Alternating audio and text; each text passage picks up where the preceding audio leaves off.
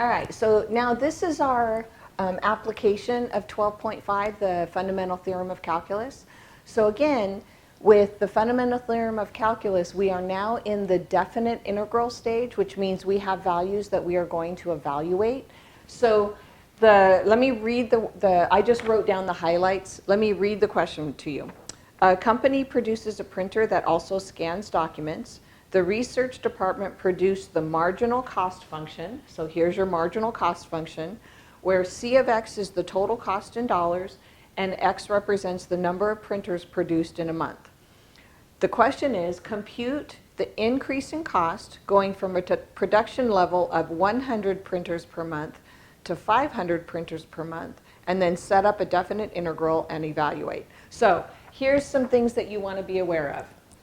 As you're reading through the word problem, pick up on the marginal cost, marginal profit, marginal revenue, or pick up on the fact that it's a derivative.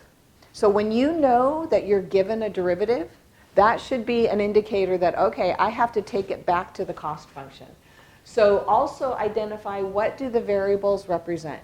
So C of X in this case represents your total cost in dollars, and X represents the number of printers, okay?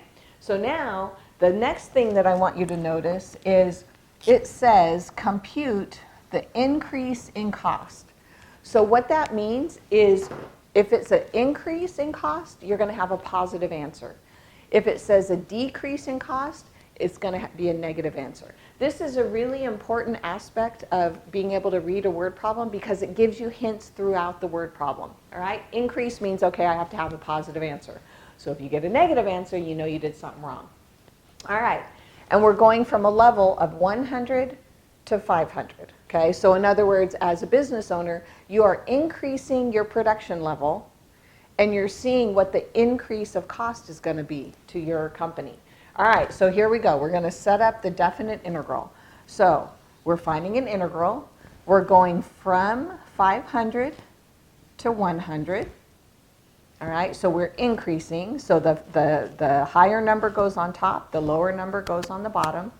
We're being given a marginal cost function in terms of dx. So there is your definite integral. It's definite because we have values to evaluate now, all right? So now you just walk through the process. So remember, this term right here can also be rewritten as 1/5 x. If that helps you, then change it. So x over 5, how I knew that. This is a 1 in front, so it's the same as 1/5 times x, okay? All right, so here we go. We're going to find the integral, antiderivative. We're going to use integration. All of those mean the same thing. So when it's a constant, just remember this is pretending to be x to the 0 power. So when you have a constant, you're going to add an x back on. So this takes us back to, do you remember when you were doing derivatives? And remember when you had blah, blah, blah, we're finding the derivative of 2x squared plus 3x. And remember, you drop this to the front and then subtract 1. You drop this to the front, and remember the constant. Okay, so it went from 3x to a constant. So this constant is the derivative. Now you're taking it back to the original function. All right, so same idea here. This is a constant. We're taking it back to the original function. So with a constant, you're just adding an x to it. And here I have a 1, so I'm going to add 1, and then I'm dividing by the new exponent. So it's minus. So remember, this is dividing by 2. So I'm going to do this to the side. So we have negative 1/5 divided by 2, which is the same as negative 1/5 times, and remember, we're flipping it over and multiplying. Okay, so we're going to flip this over. So it's 2 over 1. We're going to flip it over and multiply. So we end up with a negative 1/10 x squared. And now we're going to evaluate it between 500 and 100. Okay? All right, so now we just plug it in. Okay, let me get rid of that. So I end up with 200 times 500 minus 1/10 times 500 squared. Put it in brackets so I know it's that piece that I'm going to use for the first term. And then I'm going to subtract off. Let me give myself some more room. We're going to subtract off when x is 100. And now I'm just evaluating. Just plug it into your calculator. So don't forget parentheses when you're doing this. I'm going to write the answers down as I go so you can make sure that you have the right values. So 200 times 500 is 10 with 4 zeros. So it's 100,000. 500 squared is 250,000 divided by 10 is 25,000. So all I did is I did 500 squared and I get 250,000. And then you can either multiply by 1/10 or just divide by 10. Either way works.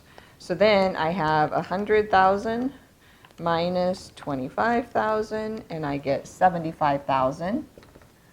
So this is my first value. And now I'm going to come over here and evaluate the second set. So 200 times 100 is 2 with 4 zeros, so 20,000. 100 squared is 10,000 divided by 10 is 1,000. So inside this one, I have 20,000 minus 1,000, which is 19,000.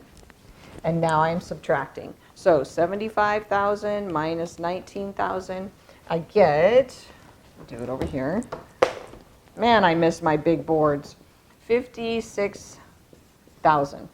So what does this mean? Well, remember we were looking for total cost. So this is how much my total cost per month is going to increase when I go from 100 to 500 printers. All right, so when I go from 100 to 500 printers, my total cost is going to be $56,000. That's how much it's going to cost me as the business owner to be able to increase my production of printers. Okay, so that is an example of an application. With the applications, just pull out the pertinent information, find whatever derivative they're giving you, figure out what your variables represent.